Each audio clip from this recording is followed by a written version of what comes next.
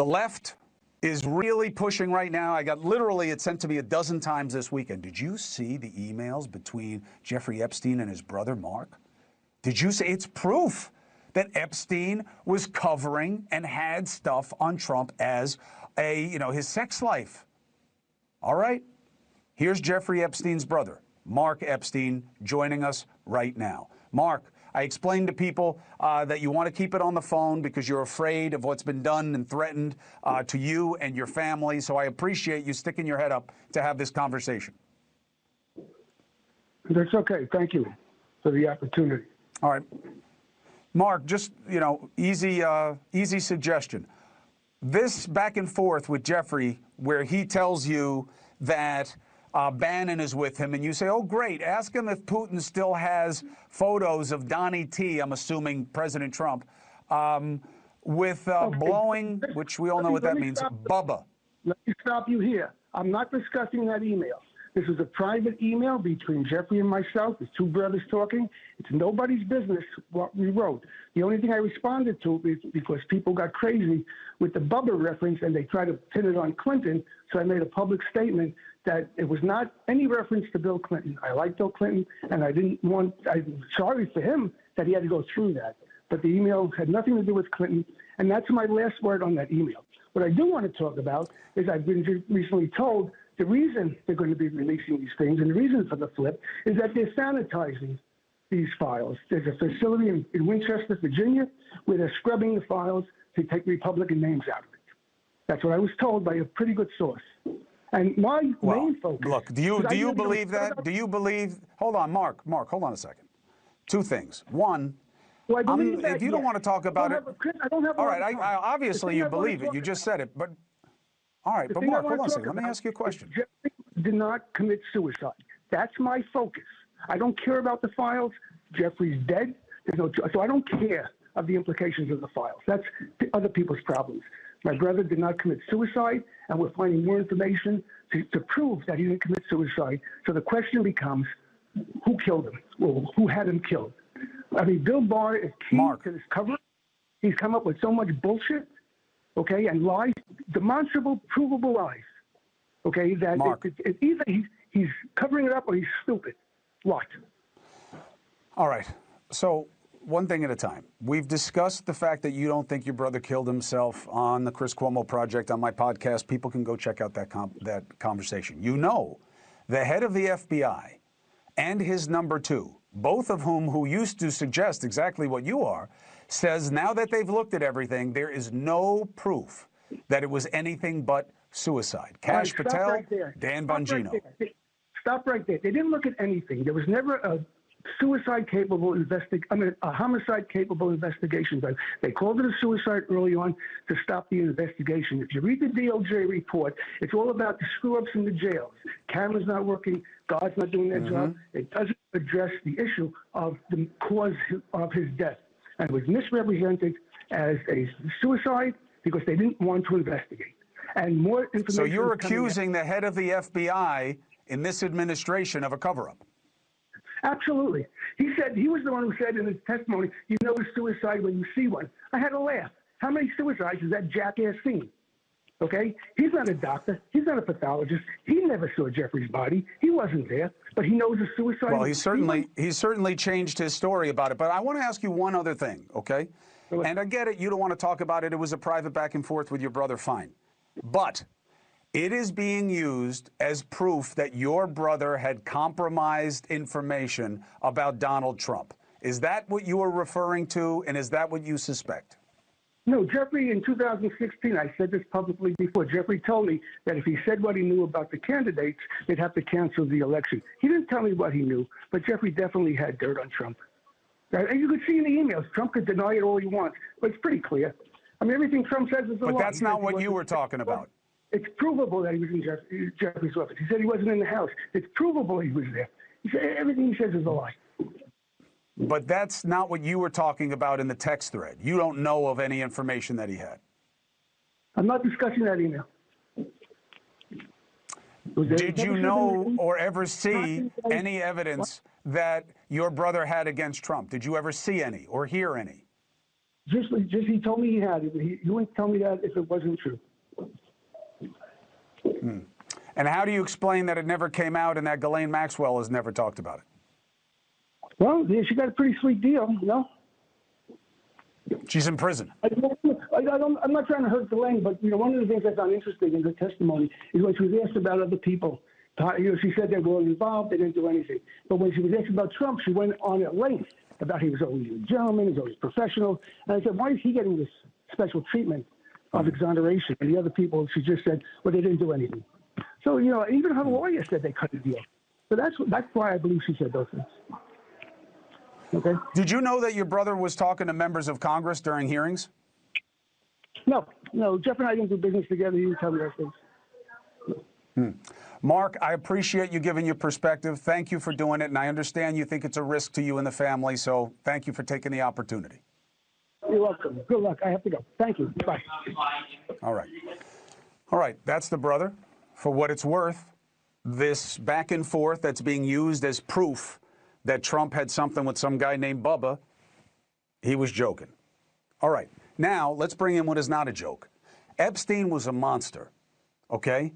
And there is, to my understanding, if anything, an underestimate of how many people he hurt, all right?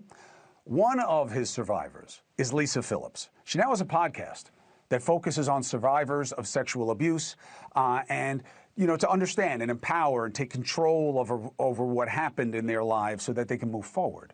Now, I want to hear from her why these have to be released, what they want to come out, and what it means to them. Thank you very much for joining me. I'm glad you're getting traction and you're having success in getting people to talk about things in a way that empowers them instead of just putting a spotlight on what was done to them. So thank you for joining us. Thank you so much for having me. It's a pleasure to be here.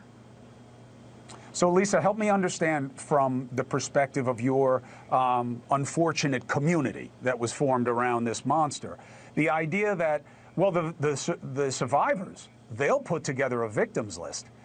What do you make of that suggestion? Is that fair?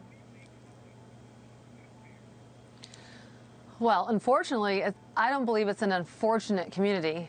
We were brought together for a greater purpose. And yes, it's unfortunate what happened to us, but coming together, we start to realize what happened to us. We fill in the blanks, we connect the dots. Even just this evening, sitting with many survivors, listening to the stories of the new victims that have come forward, I mean, we just get chills because the stories are all the same. The MO is the same. Doesn't matter if you're 14 or you're 24. The MO is exactly the same. And I just don't want people to forget that it wasn't just Jeffrey abusing young women and teenagers. He was trafficking them out. And the reason why I created my podcast is for people to understand this was a trafficking ring. A new victim that I just talked to earlier today at dinner told me her story, which was very similar, eerily similar to my story. And after being groomed by Jeffrey for quite a while, then she was trafficked out to another very, very powerful person that was not from the U.S. And she was telling that story, and everyone at the table was like, okay, that's what happened to me. That's what happened to me. First, Lisa, thank you for the qualification. You're right, the way you describe that the circumstances that brought you together. And I think that's an important distinction, so thank you. Right. The other question is, why haven't the names come out before now? Unless they've just been subject to civil suits that were settled so people can't say anything or won't say anything. You know, if you know that there are other people other than Epstein, other than Prince or former Prince, you know, whatever his name is, why haven't they come out? And why hasn't a list been put together already? It's so hard to answer that question because a list has been put together for years. Our attorneys, survivors, we've named names for years. And when I said we'll release the list, it was just speaking to more survivors to get more names on the list. The same names keep coming up. The same names that we've given with our attorneys to the DOJ, and the FBI is the same names they've always had. So we do want to help, but they already have had all the information they've needed to release for years now. And so to answer your question, I don't know why it's taken so long. I mean, isn't that the million-dollar question? Look, I think so. I mean, you heard what I said off the top of the show. I've always wanted things released, and for the right reasons. I don't know that everybody involved has the same motivations. But why are you guys afraid to put out the names? The attorneys say don't? Death threats. A lot of us are mothers. You know, we want the names to be out there. We want justice. But why do we have to do it? That's a very scary thing, and I think you know that. You know, it's just we want to help to put the names out there, but it's not our responsibility to do so. And I think you know why. I mean, so many people, so many of the survivors. I get it. I just want you to tell people, have received Lisa, many death threats. I want you to tell people because, you know, based on what side you're on, and I know nobody should have a side when it comes to defending people who traffic women, young women especially, or any women, there are sides. So that's why I want you to articulate it, and you've done it perfectly, and thank you.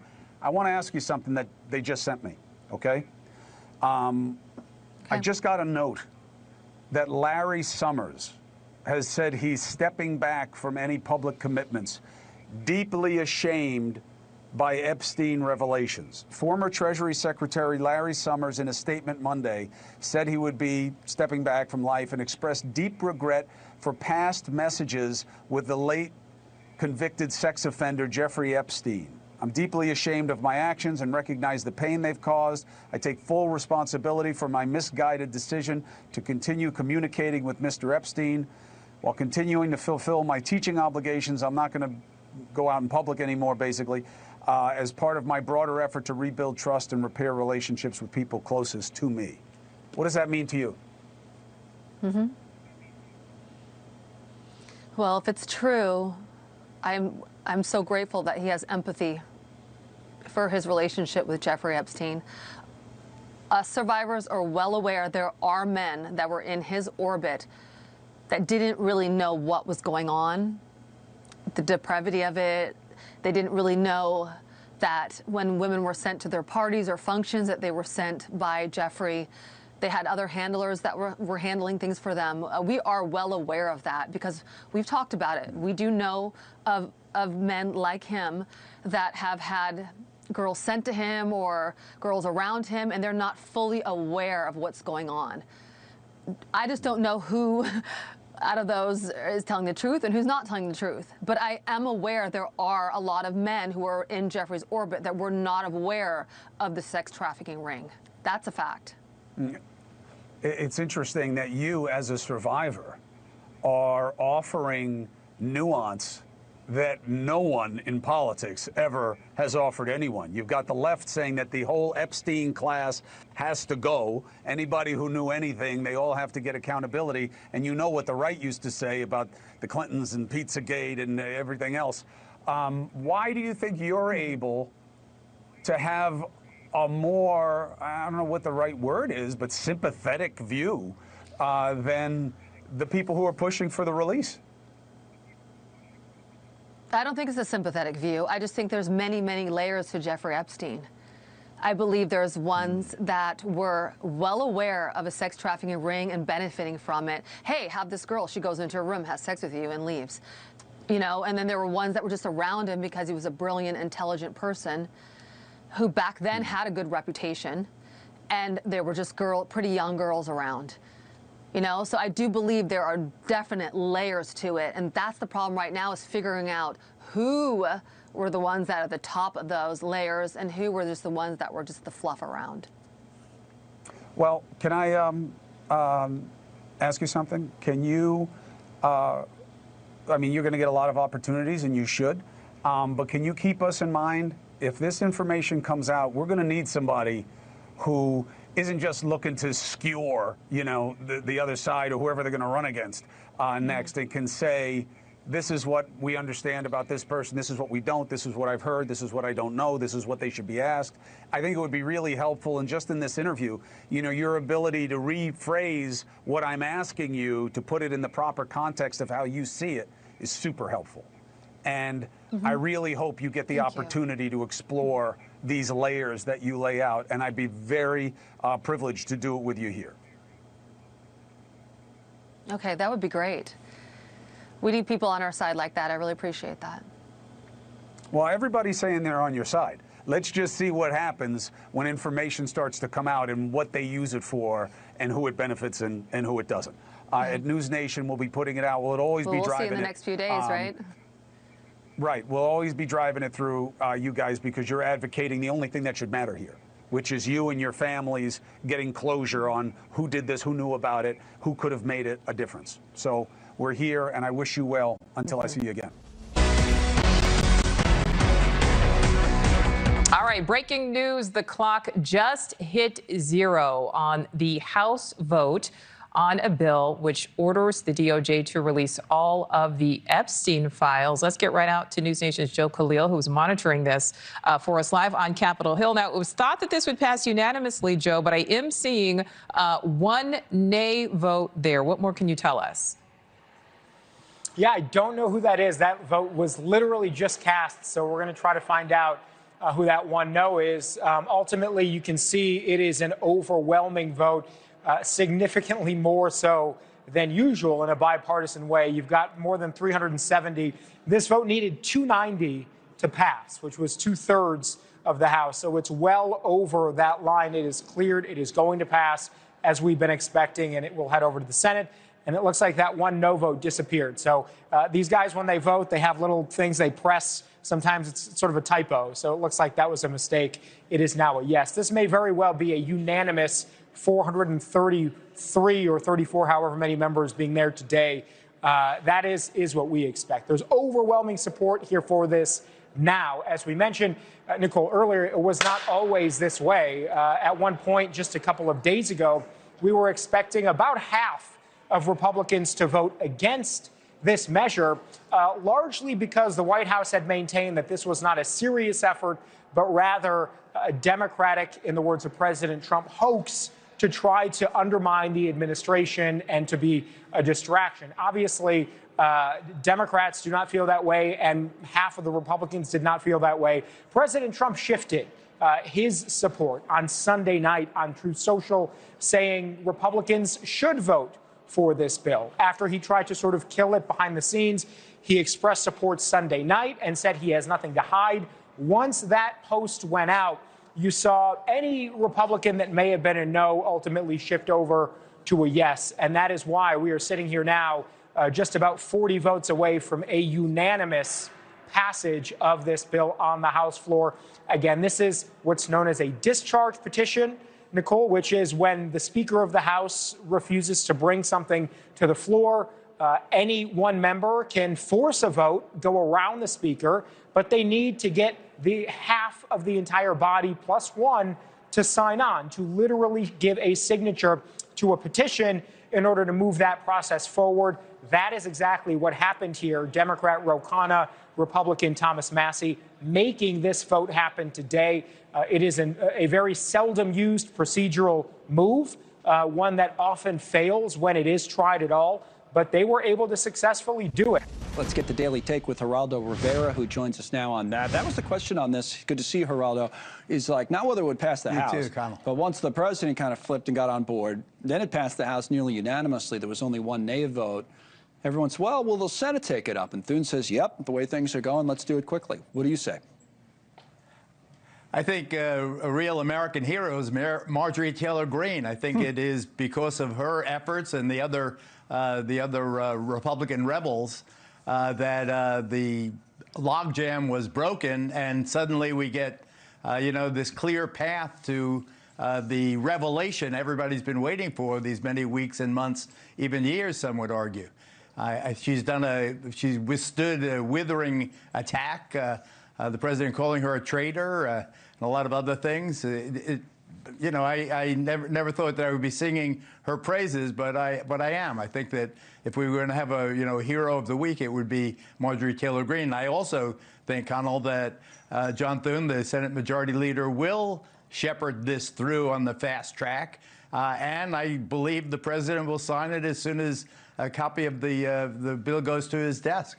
Then how much will we actually see? And, you know, we don't even know what's in these files, but how much will we see? I ask that because, as you know, the president has ordered the Southern District of New York, or the Justice Department has passed it along to the Southern District of New York to look into, you know, the likes of Bill Clinton and Larry Summers and these people that he says should get more attention than him in all of this. So if they have an active investigation going, I think some people are asking, will that impede the files from being, you know, fully released, even if it does pass through the Congress and the president signs it? Oh, I don't know, but I'm glad that I'm not Larry Summers. My goodness, I think that the former Harvard president is the loser of the week. If Marjorie Taylor Greene is the winner, he's the loser. He's mentioned prolifically in the files that have so far been released. The former president of Harvard was evidently the wingman for Jeffrey Epstein. There are many, many entries, the two socializing together. You know, Larry Summers, just to remind people, when he was president of Harvard, is the guy who said that women don't have jobs in the natural sciences because women are just wired differently than men. It's a genetic thing. You know, so he's big-footed. He's been big-footed again. Too bad for him. In terms of what the files will say when ultimately they come out, I don't know. I just want to repeat what I said a couple of days ago. So far, everything I have seen, there's nothing actionable about President Trump's conduct. Right. So what took him so long would even suggest to get to where, you know, to get to this point? What took Trump so long? Because he doesn't like, that's an excellent question. He likes to control the narrative, and the narrative to him is all bigger, better, better than ever, best ever, trillions and trillions, and success and peace and Nobel Prize, and you know, he likes everything to go his way. When it doesn't, I think he responds, you know, we call him thin-skinned, but I think that doesn't begin to really define the guy that just cannot abide negative commenting, Connell. On another issue, what did you make of his whole, this warm welcome, to put it mildly, for the Saudi Crown Prince today, MBS? I mean, first time since the killing of Jamal Khashoggi, the Washington Post columnist, that this guy's been back at the White House. And Trump got worked up. He was asked by Mary Bruce of ABC News, but I thought were some, you know, fair questions about all of that. And MBS was asked about 9/11 families, but Trump wasn't happy about that. And here's what he said in defending MBS when they asked him about the killing of Khashoggi, which, by the way, our own intelligence says was most likely ordered by Mohammed bin Salman. So this was earlier today. Take a listen. You're mentioning somebody that was extremely controversial. A lot of people didn't like that gentleman that you're talking about. Whether you like him or didn't like him, things happen. But he knew nothing about it, and we can leave it at that. You don't have to embarrass our guest by asking a question like that. All right, you know, things happen. You know, he didn't know anything about it. And people didn't like the guy. What do you make of that? A lot of people didn't like that. Yeah. I think it was extraordinary. I understand pragmatism, and I understand that the president wants to do big business with Saudi Arabia, both as a nation and as a family. You know, so, but I mean, he's scrubbing history in a way. In a room full of journalists, it's a bad audience to try to rewrite history. I also want to say I sung the praises of Marjorie Taylor Greene. Mary Bruce withstood withering criticism today from the president. I swear to God that if she was my wife and he was not the president, I would challenge him to a duel. I mean, it was so raw. You're terrible. You stink. Your socks are dirty. It was. Well, actually, worse than that is like you're insubordinate. Insubordinate to what? I mean, she's a journalist asking questions. So that's what. Exactly. You know, which is exactly. That was probably the most. If you talk about out of line comments for a president of the United States to an American journalist in the Oval Office, I mean, those are the questions that we should be asking. The people want to know. I mean, those 9/11 families, by the way, they want to know. We've interviewed a lot of them about Saudi Arabia. They want to know. Attorney who represents several of Epstein's survivors, including Maria Farmer, who was the first survivor to report Epstein's crimes.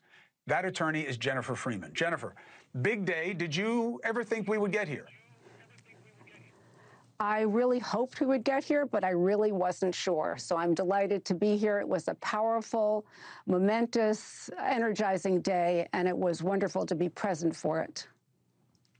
The only reason that I don't condemn both sides for the hype and hysteria that has surrounded this release is because of the survivors.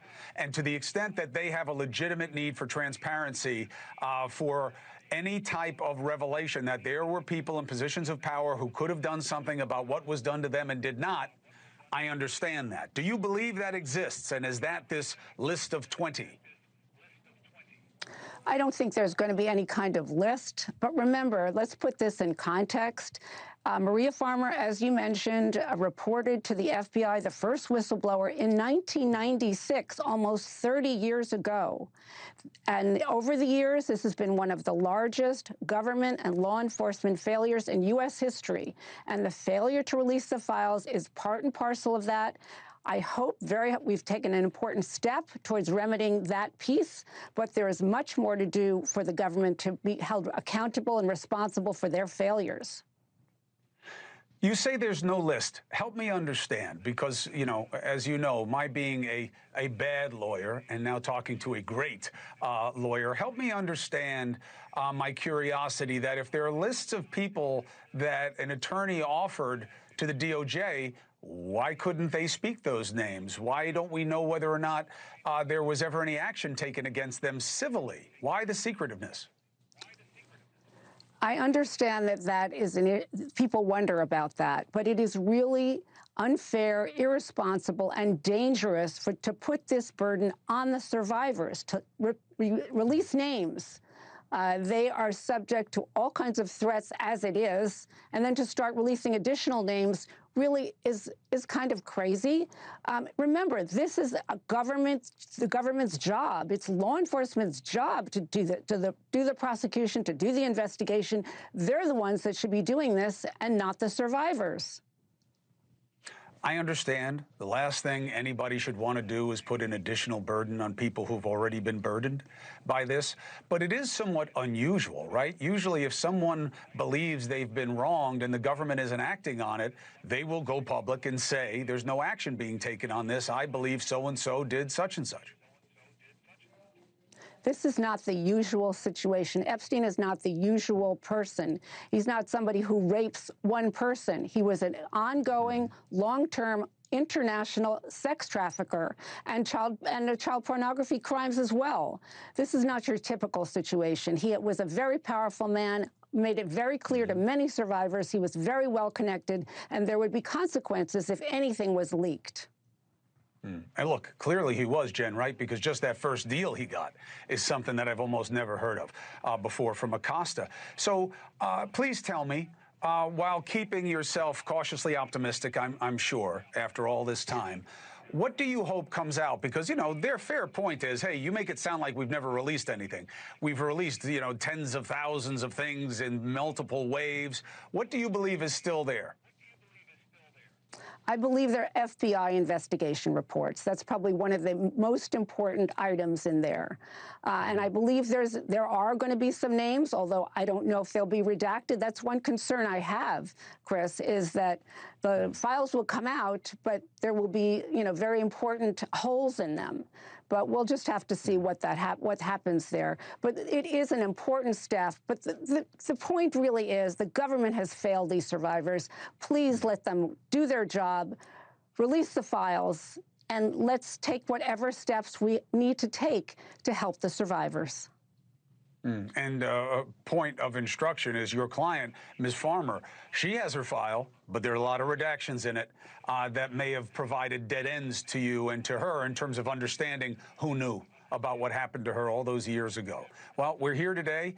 Counselor Freeman, thank you for helping me understand your perspective on this, and I look forward to talking to you going forward. Thank you. Thank you, Chris. Good to be with you again. All right, be well, counsel. Our Why It Matters segment tonight. The Epstein files are like a giant boulder pushed off of Capitol Hill, and we have no idea where it is going to end up or who it will hurt or hit on the way down. Yet, all day long, I and anybody watching cable television saw Democrats and political commentators telling us how badly Trump misplayed his hand. They turned what was a problem or a scratch into a gaping, festering wound. One of the most damaging moments of Donald Trump's presidency. Even the British monarchy wouldn't put up with this. What is Donald Trump hiding? This is the end of the Trump administration. You think this ends his presidency prematurely? Yes. No. Trump's reflexive desire to hide the Epstein files, who knows what it was about? If he just didn't like anything that could look bad for him, maybe he's protecting donors. Sure seems he really didn't know about Epstein's sex trafficking. Democrats have long pushed the Epstein story to get Trump. They would be wise to consider the rolling boulder, the buzz they're hearing, might be a chainsaw. The boulder might hit them on the way down. Republicans, for example, are now planning to investigate House Leader Hakeem Jeffries. Another email shows Democrat fundraisers invited Epstein to an event or to meet privately with Hakeem Jeffries. So Hakeem Jeffries' campaign solicited money from Jeffrey Epstein. And important to know that happened after Jeffrey Epstein had already pled guilty to sex crimes involving young women. In other words, Democrats were asking for money from a known pedophile. The emails are very clear about that. Another Democrat apparently got advice from Epstein in real time during a hearing trying to discredit Trump. Here's Congresswoman Ralph Northam sharing new revelations about Stacey Plaxett's ties to Epstein. Delegate Plaskett was actively coached by Epstein during the hearing, receiving instructions on specific lines of questioning, and was congratulated after the message by Mr. Epstein. Good work. So what I'm trying to show you here is we have no idea what additional information is going to come out, who it will hurt or why. But one thing is true. History is written by the victor. Trump, in this case, is the victor. He won the election. As Sean Spicer points out, it is his Justice Department who will be releasing the files. Remember who controls the release, right? DOJ is going to determine what gets out. And if I were Democrats right now, I'd be very, very worried about who's on that list. Hundreds, if not thousands, of wealthy, important, powerful people voluntarily involved themselves with Epstein. And we are very close to knowing that list and the emails they sent and what they told the FBI. And many of these people did so knowing that Epstein paid underage women for sex because he had already pled guilty to it. That is disgusting in every way. But let's be clear. It is very unlikely anyone else will be charged, and even less likely anyone will go to jail for their behavior. Is it possible? Yes. Highly unlikely. The political reality is pretty clear. The Epstein files will become, just like many of the scandals of the Trump era, each side will find things to claim that shows the other side is really bad. Nothing will really change, and a lot of people will get hurt. Some justly, some unjustly. Thank you for watching. Subscribe below and download our NewsNation app right now on your phone, and you will get fact-based, unbiased news for all Americans.